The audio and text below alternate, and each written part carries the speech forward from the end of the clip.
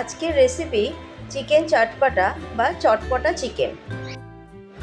রেসিপিটা বানানোর জন্য কড়ায় 2 চামচ সাদা তেল দিয়েছি, একটা শুকনো লঙ্কা, একটা তেজপাতা আর অল্প একটু সাদা জিরে ফোড়ন দিয়ে নিয়েছি।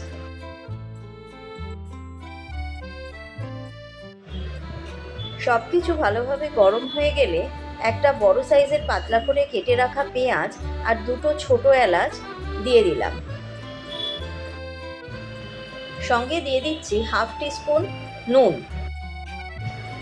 সব কিছু মিশিয়ে একটু ভালো করে লাল লাল করে পেঁয়াজটা ভাজা ভাজা করে নেব।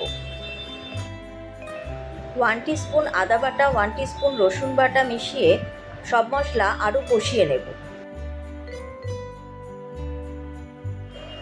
যেহেতু রান্নাটা অল্প তেলে করছি, তাই কষাতে কষাতে যদি মনে হয় যে মশলা পুড়ে যাচ্ছে, তাহলে হাফ কাপ জল অ্যাড করে দিতে পারেন।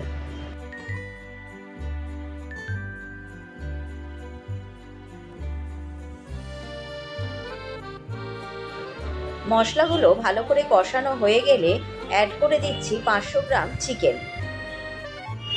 চিকেন আর মশলা ভালো করে নাড়িয়ে মিশিয়ে নিয়ে এর সঙ্গে অ্যাড করে দিচ্ছি 1 টিস্পুন গোলমরিচ গুঁড়ো, 1 টিস্পুন জিরে গুঁড়ো। সব মশলা ভালোভাবে মিশিয়ে 5 মিনিট ভালো করে কষিয়ে নিচ্ছি। হাফ কাপ জল অ্যাড করে 5 মিনিট ঢাকনা দিয়ে গ্যাস কম করে রান্নাটা হতে দেব।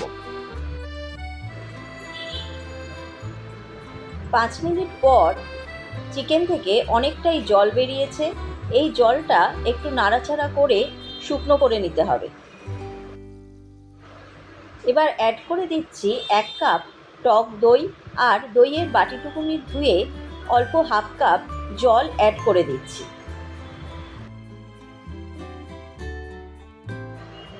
সব উপকরণ ভালো করে মিশিয়ে নিচ্ছি।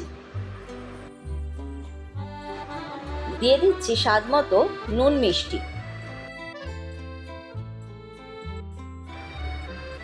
সব উপকরণ মিশিয়ে ঢাকনা দিয়ে 10 মিনিটের জন্য গ্যাস সিম করে রেখে দিলাম।